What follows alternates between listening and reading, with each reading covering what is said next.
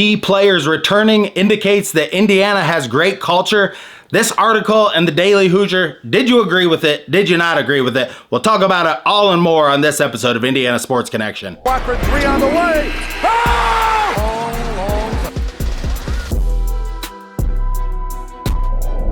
Hello guys, and thank you so much for joining me on Indiana Sports Connection. I am your residential anchor, Aaron. Thank you so much for being here, being part of this Indiana Hoosiers and Colts community on here. So today on the episode, there was an article written in the Daily Hoosier by Mike Schumann. This came out on April 1st, so at first I thought it was an April Fool's joke, but now that a couple days have gone by, I can see that it was not. Let's talk about this article. We'll talk about culture and basketball. We'll talk about Connor Hickman that might be coming into the Hoosiers. He's just got 1 year of eligibility, so he could come back to Bloomington. But if this is your first time here, thank you so much for joining me. Thank you so much for being part of this Indiana Hoosiers and Colts community on here. Leave a comment down below, smash that subscribe button and that bell notification. You'll know every time I go live. And join the Indiana Sports Connection. Comment section is always on fire. We will have a lot of stuff to talk about today. And I just want to get right into it. And I do have a giveaway. I am giving away home field apparel. Totally forgot. At 750 subscribers. So that will be this video. Leave a comment down below and I will have a giveaway on my next video. In a couple of days, I'll be giving away home field apparel. You'll get the team that you want. So you can go on their website, find whatever shirt, and I will be doing a giveaway here in a couple days. But now that we got all that out of the way, let's get into talking about the Indiana Hoosiers. So there was an article in the Daily Hoosier, and I gotta tell you, this article, it just really kind of pissed me off as I read through it. And what the guy said, let's just read some of this on here and then we will react to it as we go through. So for the third straight offseason, Indiana's core group of players who could return will return. Very nice.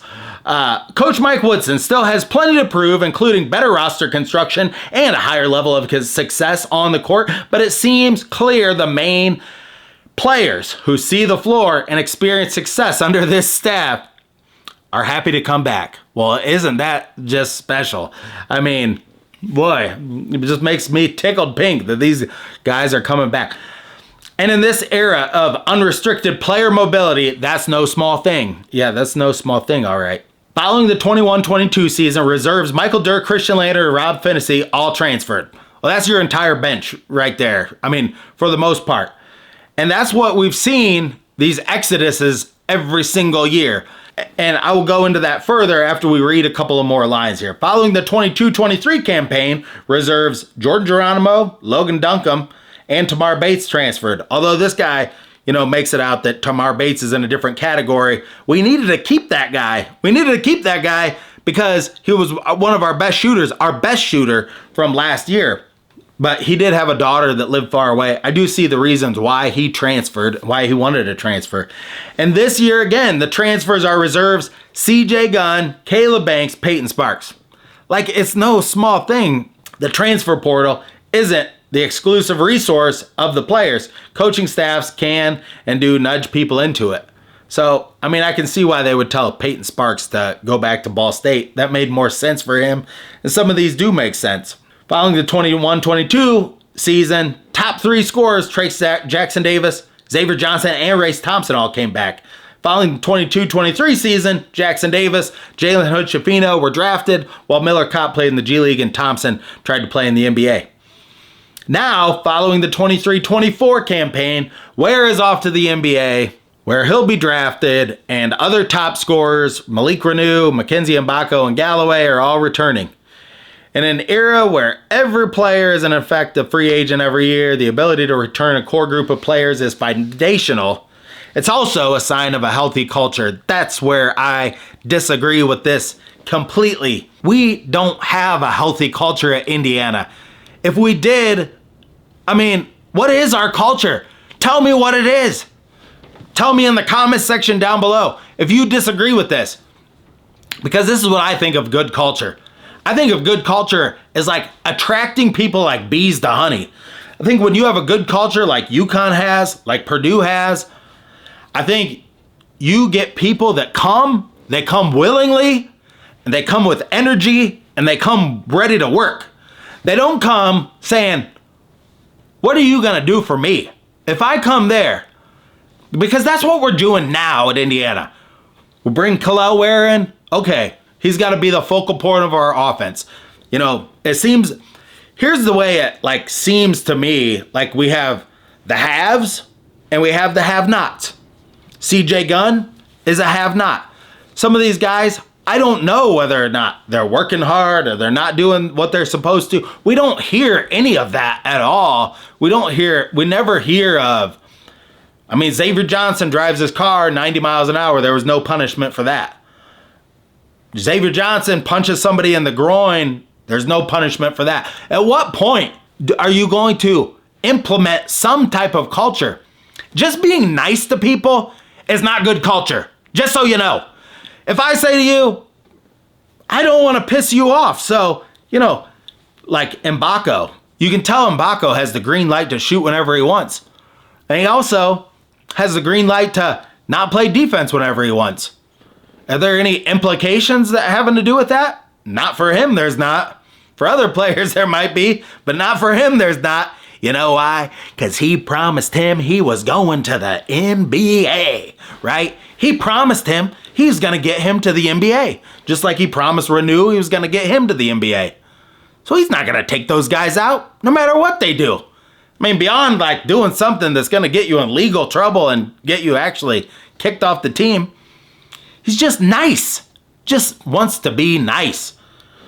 But also does not really develop any of the other players. Also, do you think he's developing these guys, really? I mean, come on. Let's get more back into the article here, because this is what really pissed me off also. Well, another sign, then the guy states, is like, another sign that like there's a good culture in Indiana is what the players say about him. Because Jackson Davis has sung his praises to Mike Woodson about getting into the NBA. Jackson Davis is in a really good situation in the place he landed in the NBA, and he should be really thankful for that he was put on a team with a coach and something that they already had a good culture in place. And Jackson Davis is a good hard worker and was a good leader on the Indiana Hoosiers, and he just happened to land in a really good spot. Yeah, just something to think about. I mean, how much did you hear after Noah Vonleh went to the NBA? How much did you ever hear Tom Crean telling us fans, you know, I know we sucked this year, but, you know, I got that guy to the NBA, so, you know, you should be kissing my ass because of that. I mean, it's just laughable shit that we're really being like force-fed here. So then he went on, and this is what really proves my entire point. In April of last year, Coach Woodson and this is Khalil Ware's, stunning revelation of what a great coach Mike Woodson is. In April of last year, Coach Woodson and I sat in his office, and he told me he was going to help me get to the next level. And if there is one thing we know about Woody, it's that he's true of his word. Well, he was true of that. You know, he told me and you, though, that he was going to win us national championships. Somehow, that part of his telling the truth all the time has flown way out the effing window, right? Whoa! You can't do both sometimes. You can't always like make everybody happy. I owe a lot to Coach Woodson and the entire coaching staff, Coach Yasir, Kenya, and Coach Brian. The recently turned 66 Woodson has a 63-40 record over 3 years at IU, and he's just 31-29 in the Big Ten. 2 games over 500 in the Big Ten in 3 years. No one is going to say that's good enough at Indiana. Of course we're not. But there are clear signs. This is where this article really pisses me off just reading this. But there are clear signs that things aren't bad at IU under Woodson either. As further evidenced by a late 5-game winning streak, that's all how you want to look at it. We played a lot of those teams at the right time, you know, and Khalil Ware turned it on at the right time to get himself into the NBA. I mean, was that part of his motivation to score more and play better in some of those games? I think it was. Woodson's team didn't quit mid-season, and they aren't leaving in droves. And in the coming months, we'll see if lessons have been learned and he can silence the doubters this time by building another solid foundation. Mike Woodson has not built any foundation here at Indiana at all. At all. If he wanted to build a foundation here, he would have day one started recruiting guys that would come in from high school and would change what we were doing here. That has never materialized, and that has never really happened. That's just how it is. The guys you get in the transfer portal, they're all looking for something for nothing. There's like 1 million guys in the transfer portal that average like 2 minutes a game, average like 1 point, that think they're far better than they really are. You know, good luck getting that guy to buy into some culture. He's already been at one place and another, bounced around trying to find like the right thing. Now let's talk about Connor Hickman. I mean, he is a 1-year player, but this is the bad situation we've got ourselves into. Now, we do have one recruit coming in, and he played in the McDonald's game last night. If you happen to check that out, that was pretty good. They didn't have a good showing, but Connor Hickman, he could come in. Is he going to buy into the Indiana culture? I guess if Mike Woodson has such a strong culture, how come we've not heard about it? What have we heard about it? Tell me in the comments down below. What do you think a strong culture is? You have to establish your way of doing things in college basketball, and that's what we've not seen at all yet on the court. We've seen large fluctuations in coaching styles because he's trying to figure it out on the job. He has no clue what he's doing when it comes to college basketball. That's why, like, 1 second he's doing these big line changes like he did in the NBA, and the next second he's not. And that's why, I mean, we just see not a great continuity. I think he figured out later in the year, this team needs to play fast because they're not good at defense. Well, it just can't take you 35 games to figure that out. Like, the college season is not the NBA season. You're not in April and you still, have games to play. April, it's over. I think there are major things here. And I want to play a clip real quick of Kobe Bryant. If you want to really know what culture is, this is it right here. Tough, but I'd kill him. I'd bury him. It's tolerance for that, and the kind of culture that the Laker organization stood for in winning championships is not tolerated.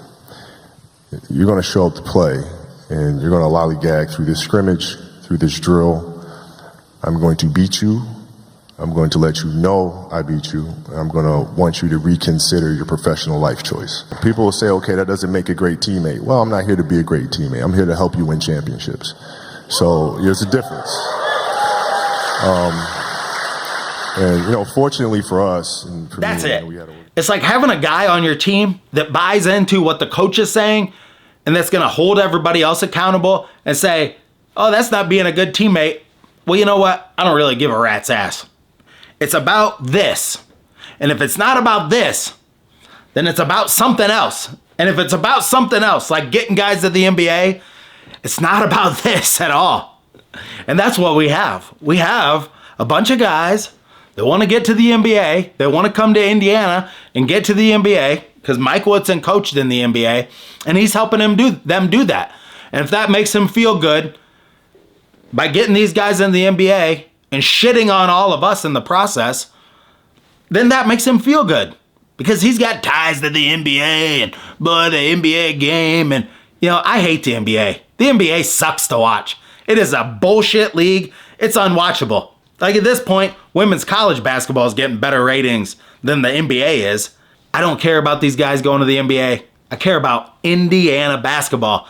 You can think whatever you want, but don't let Mike Schumann, who writes for the Daily Hoosier, tell you what to think. Because we all know something is broken there, and somebody's got to come in and fix it. And until that happens, we're just going to see more and more of the same. Thank you so much for joining me on this episode. And until next time, stay classy out there, Hoosier fans. Are we gonna do what they say can't be done? These days, I think cybersecurity is now as important as physical security. That's why when I'm online, I use NordVPN. NordVPN uses next generation encryption to keep my passwords and data safe, which is especially important when I'm traveling and I'm on public Wi-Fi, which is more vulnerable to hacking. I'm sure a lot of you are going to be traveling for the holidays this summer. Use NordVPN, one account that will protect all your devices and computers. And with their 30-day money-back guarantee, you have nothing to lose.